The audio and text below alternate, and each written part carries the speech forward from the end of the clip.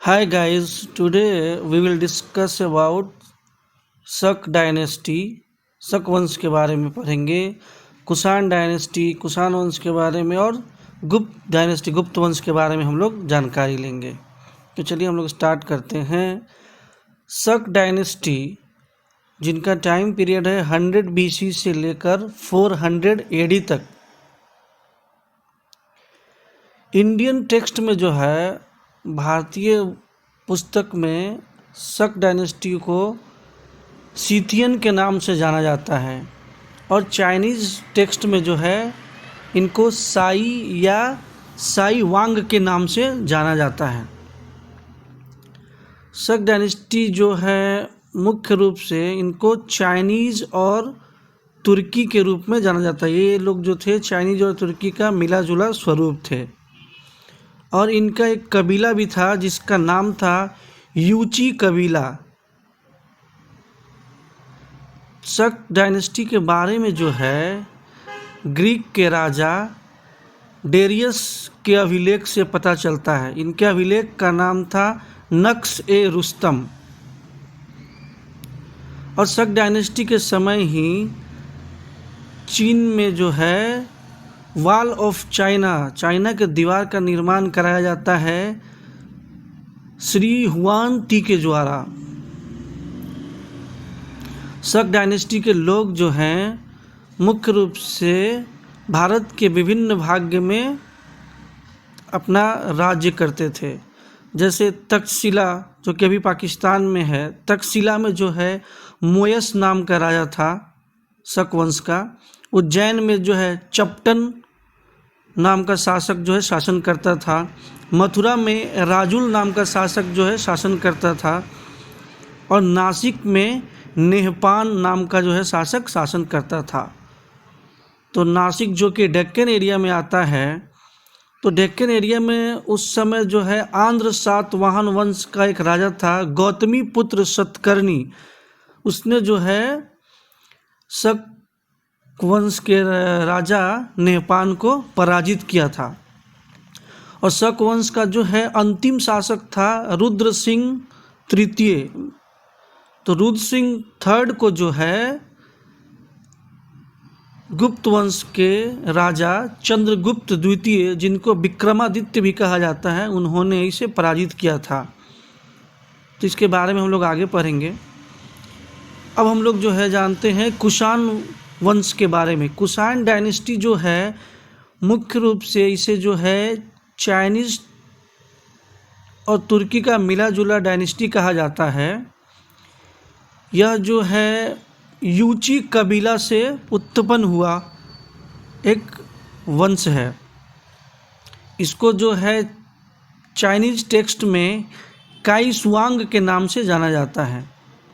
कुषाण वंश के जो फाउंडर हैं उनका नाम है कुजुल कडफिसेस। कुजुल कडफिसेस के समय जो है सबसे ज़्यादा कॉपर कॉइन, तांबा के सिक्के चलाए गए थे। इनकी राजधानी जो थी वो पेशावर थी, पेशावर जो कि अभी पाकिस्तान में है।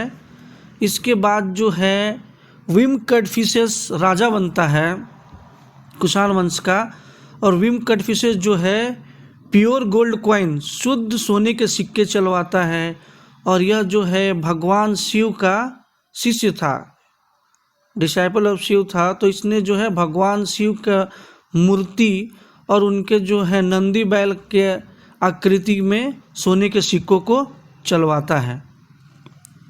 इसके बाद जो है कुषाण वंश का शासक बनता है महाप्रतापी शासक कनिष्क।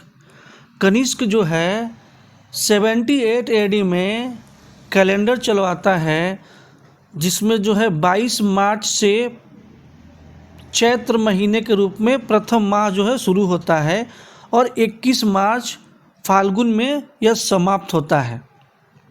तो इनका जो है क्रम इस प्रकार से है: चैत्र, बैसाख, जेठ, आषाढ़, सावन, भादो, आश्विन, कार्तिक, पूष, माघ, फाल्गुन।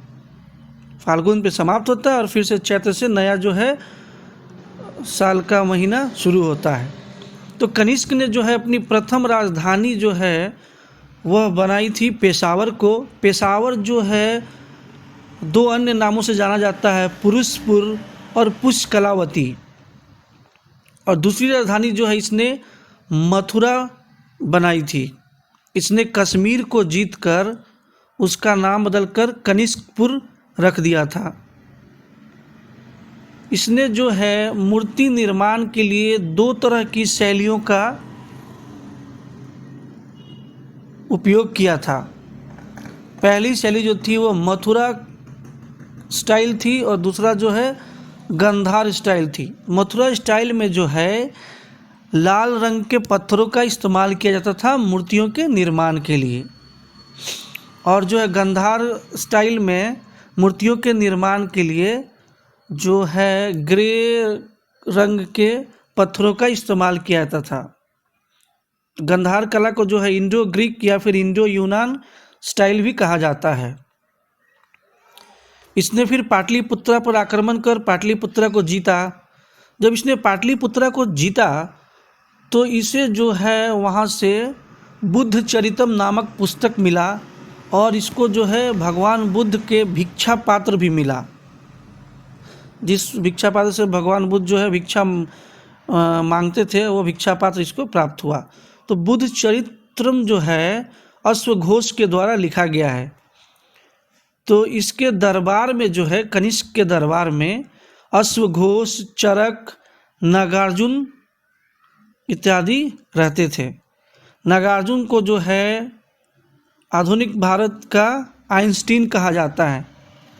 नागार्जुन ने जो है माध्यमिक सूत्र की रचना की थी, माध्यमिक सूत्र नामक पुस्तक की रचना की थी। कनिष्क जो है इसको दूसरा अशोक भी कहा जाता है क्योंकि इसने जो है बौद्ध धर्म को जो है अपनाया था। इसने बौद्ध धर्म की महायान शाखा को अपनाया और फिर इसने बौद्ध धर्म का प्रचार प्रसार किया था।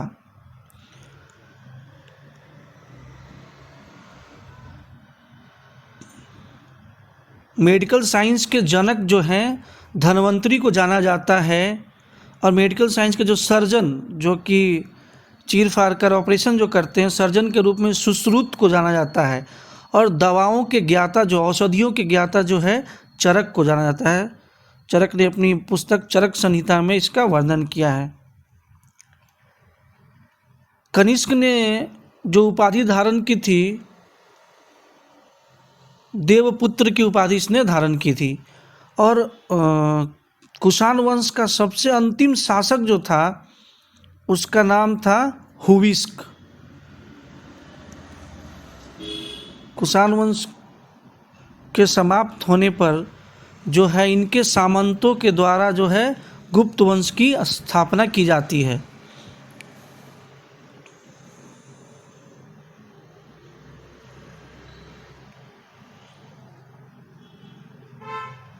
कनिष्क में जो कनिष्क के बारे में जानकारी जो है हमें पुस्तक राजतरंगिणी से पता चलती है। राजतरंगिणी में 8 अध्याय है। 8 अध्यायों में 6 अध्याय जो है कल्हन के द्वारा लिखा गया है और 2 अध्याय जो है विल्हन के द्वारा लिखा गया है। तो राजतरंगिणी के बारे में आ सकता है कि इसके 2 राइटर हैं, कल्हन या विल्हन। कनिष्क के बारे में एक और चीज़ फेमस है। कनिष्क ने जो है चाइना के हान डायनेस्टी, हान वंश को जो है हराया था। तो उस समय इसने अपने आर्मी का नाम जो है पनान चाओ रखा था, पनान चाओ। इसने जो है सिल्क रूट पे भी कब्जा कर रखा था। अब हम जानेंगे गुप्त वंश के बारे में। गुप्त वंश का टाइम पीरियड जो है 319 AD से लेकर 550 AD तक है। गुप्त वंश स्टार्ट करने से पहले हम लोग थोड़ा सा फैक्ट जान लेते हैं। सर्वप्रथम जो है सोने के सिक्का चलाया गया था इंडो ग्रीक राजा मिनांडर के द्वारा। सर्वप्रथम जो है शुद्ध सोने के सिक्के चलाए गए थे कुषाणों के द्वारा, और सबसे ज़्यादा सोने के सिक्के जो हैं चलाए गए हैं वो गुप्त वंश के द्वारा ही चलाए गए हैं। तो गुप्त वंश का संस्थापक जो है श्री गुप्त को माना जाता है। श्रीगुप्त ने जो है महाराजा की उपाधि धारण की थी। श्रीगुप्त के बारे में जो है हमें प्रभावती अभिलेख से पता चलता है। और श्रीगुप्त के बारे में एक बात प्रचलित है, इन्होंने जो है मंदिर के निर्माण के लिए 24 गांवों को दान में दिया था। श्रीगुप्त के बाद जो है उसका पुत्र घटोत्कच गुप्त जो है बैठता है, वो भी महाराजा का उपाधि धारण करता है। इनके बारे में कुछ ज़्यादा है नहीं जानने के लिए। इसके बाद जो है चंद्रगुप्त प्रथम जो है राजा बनते हैं, घटोत्कच के पुत्र हैं ये। इनका जो है टाइम पीरियड है 319 AD से लेकर 334 AD है। चंद्रगुप्त प्रथम जो है इन्होंने उपाधि धारण की थी महाराजा धीराज की। इन्होंने जो है लिच्छवी नरेश की पुत्री कुमार देवी से शादी की थी और इन्होंने जो है अपने राज्य को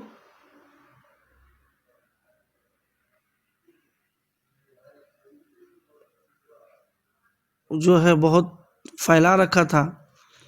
इसके बाद इनके बाद जो है इनका पुत्र समुद्रगुप्त जो है गद्दी पे बैठता है।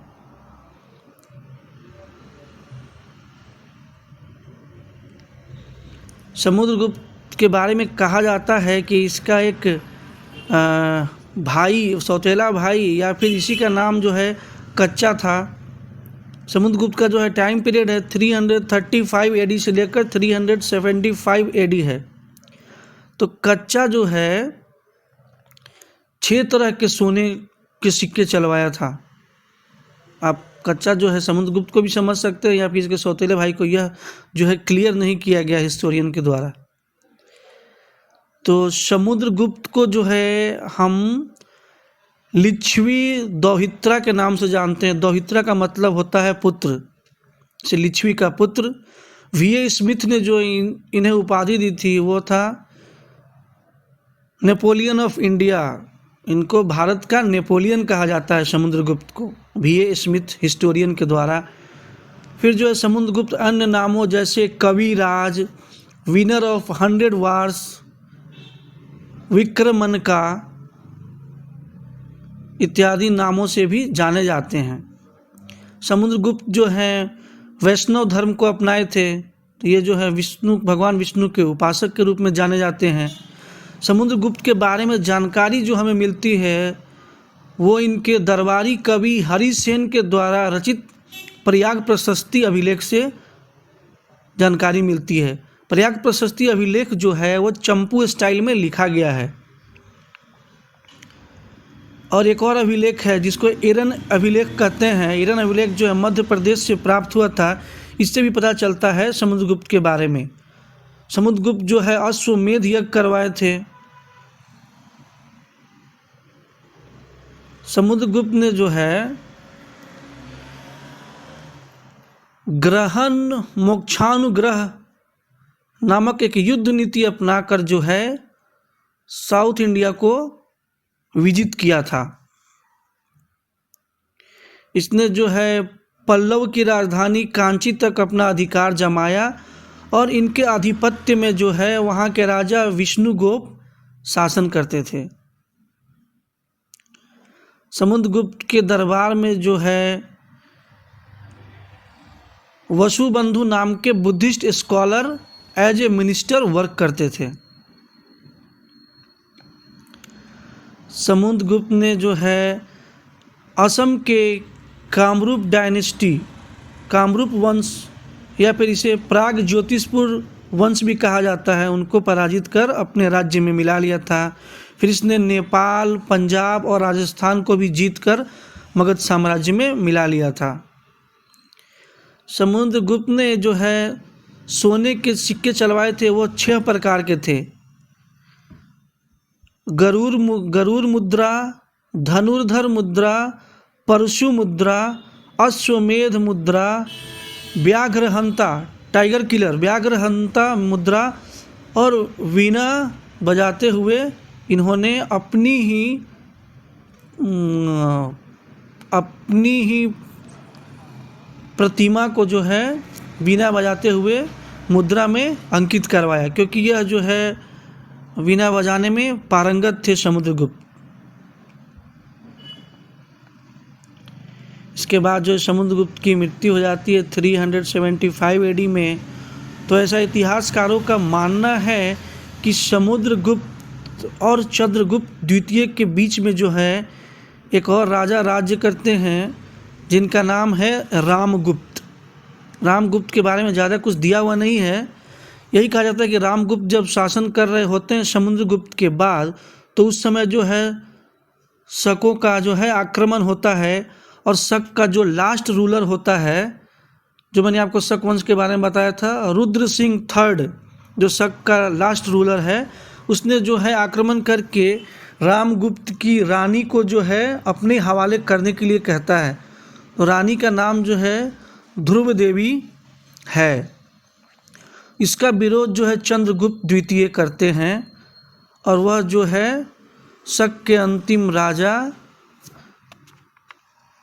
रुद्र सिंह थर्ड को युद्ध में पराजित कर उसकी हत्या कर देते हैं, और ध्रुव देवी को जो है अपने पास ही रखते हैं, मतलब अपने कुल का जो है इज्जत बचाते हैं, और ध्रुव देवी से बाद में जो है वो विवाह कर लेते हैं चंद्रगुप्त द्वितीय। तब हम लोग बात करते हैं चंद्रगुप्त द्वितीय, जिनका जो है टाइम पीरियड है 375 AD से लेके 412 AD। इस पीरियड को जो है पूरे गुप्तकाल पीरियड को ही जो है गोल्डन एरा के नाम से जाना जाता है। तो इन्होंने जो उपाधि धारण की थी वह था विक्रमादित्य। इन्होंने जो है स्वयं घोषित किया था कि मैं जो हूँ वैश्य जाति का हूँ। इनके समय में जो है महासंधि विग्रह के रूप में जो है वीरसेन कार्य करते थे। इन्होंने अन्य उपाधि जैसे देवराज, देवगुप्त, देवश्री, परम भागवत, सकरी की उपाधि ले रखी थी। चंद्रगुप्त द्वितीय विक्रमादित्य ने अपनी पुत्री प्रभावती का विवाह जो है डेक्कन के वाकाटक नरेश रुद्रसेन द्वितीय से किया था। रुद्रसेन की मृत्यु हो जाती है, फिर इन्होंने उस राज्य को जो है अपने राज्य में मिला लिया। चंद्रगुप्त द्वितीय के समय में जो है 9 रत्न इनके दरबार में थे। इसके बाद जो है अकबर के दरबार में 9 रत्न होते हैं, और फिर जो है अष्ट प्रधान जो है शिवाजी के दरबार में होते हैं। तो 9 रत्न जो है 2 राजाओं के दरबार में होते हैं, एक तो चंद्रगुप्त द्वितीय, और इसके बाद जब अकबर का शासन काल आता है तो उसके दरबार में भी 9 रत्न होते हैं। इनके यहाँ 9 रत्न थे कालिदास, घटकरपर, छप्पक, वाराह मिहिर, शंकु, बेताल भट्ट, धन्वंतरी, अमर सिम्हा और वारा रुचि। कालिदास के द्वारा जो है कुछ महत्वपूर्ण पुस्तकों की रचना की गई है, जैसे कि रघुवंशम, ऋतु संहारा, मेघदूतम, मालविकाग्निमित्रा, अभिज्ञान शाकुंतलम, विक्रमोर्वशिया। 6 पुस्तकों की रचना की है इन्होंने। चूँकि गुप्त काल को जो है साहित्य के विकास का काल भी कहा जाता है, इस समय बहुत सारे साहित्यिक रचनाएं भी हुई। इसी समय जो है महाभारत और रामायण को जो है पुनः रचित किया गया, और बहुत सारी स्मृतियाँ जैसे मनुस्मृति, इन सबों का भी पुनः रचना किया गया, संगठित किया गया। चंद्रगुप्त द्वितीय के समय ही चीनी यात्री फाहियान जो है 399 AD से 414 AD 15 वर्ष तक जो है मगध में वो रहता है, और नालंदा विश्वविद्यालय से जो है शिक्षा प्राप्त करता है, और वो देखता है चंद्रगुप्त द्वितीय द्वारा राज्य करने की शैली को। फिर वह जो है बंगाल होते हुए चाइना चला जाता है 15 वर्ष रहने के बाद फाहियान। फिर जब चंद्रगुप्त द्वितीय की मृत्यु हो जाती है 412 AD में, तो इसके बाद जो है कुमारगुप्त जो है शासक बनता है मगध का। इनका टाइम पीरियड है 413 एडी से 455 एडी। कुमारगुप्त के समय जो है बहुत सारे अभिलेखों का निर्माण कराया गया था, और इस समय जो है सर्वाधिक जो है सोने के सिक्के भी चलाए गए। कुमारगुप्त की उपाधि जो है महेंद्र द्वितीय के उपाधि इन्होंने लिया था, और इनको जो है शरद ऋतु का सूर्य ऑटोमन सन भी कहा जाता है। कुमारगुप्त के बारे में जो है भीतरी अभिलेख से पता चलता है, जो कि मयूर स्टाइल में लिखा गया है। कुमारगुप्त ने जो है नालंदा यूनिवर्सिटी की स्थापना की थी, और इन्होंने जो है अश्वमेध यज्ञ कराया था। कुमारगुप्त के समय जो है पृथ्वीसेन महासंधि विग्रहक थे। महासंधि विग्रहक का मतलब होता है युद्ध, शांति और समझौता करवाने वाला। युद्ध के बाद जो है शांति और समझौता के बारे में जो भी नीतियाँ होती थी, यह जो है महासंधि विग्रहक के द्वारा तैयार किया जाता था। तो इनका जो महासंधि विग्रहक था पृथ्वीसेन। कुमारगुप्त की मृत्यु जो है 455 एडी में होती है। इसके बाद जो है स्कंदगुप्त शासन करते हैं मगध पे। उनका जो है टाइम पीरियड है 455 एडी से लेकर 467 एडी तक। स्कंदगुप्त का जो है मेन है, इन्होंने जो है हुनों को 46 बार जो है पराजित किया था युद्ध में। हुन जो है उस समय हुन का जो हेड था वो था तिगिन, उसके बाद तोरमन बना, तोरमन के बाद जो है मिहिरकुल बना था हुन। तो इन्होंने जो है मिहिरकुल तक, तो तिगिन से लेकर मिहिरकुल तक सबको जो है पराजित कर दिया था। और स्कंदगुप्त के समय ही जो है महाराष्ट्र के सौराष्ट्र जिला में निर्मित सुदर्शन लेक का जो है पुनरुद्धार कराया गया था। स्कंदगुप्त की मृत्यु 467 एडी में होने के बाद जो है कुमारगुप्त का पुत्र पुरुगुप्त जो है मगध का शासन संभालता है। पुरुगुप्त के बाद जो है बुद्धगुप्त शासन करते हैं। बुद्धगुप्त के बाद जो है कुमारगुप्त द्वितीय, और कुमारगुप्त द्वितीय के बाद जो है नरसिम्हगुप्त, और नरसिम्हगुप्त के बाद जो है लास्ट रूलर हैं गुप्त वंश के, वह हैं कुमारगुप्त थर्ड या कुमारगुप्त तृतीय। इसके बाद जो है पुष्यभूति वंश शासन करता है, जिसमें जो है हर्षवर्धन के बारे में हम लोग पढ़ेंगे।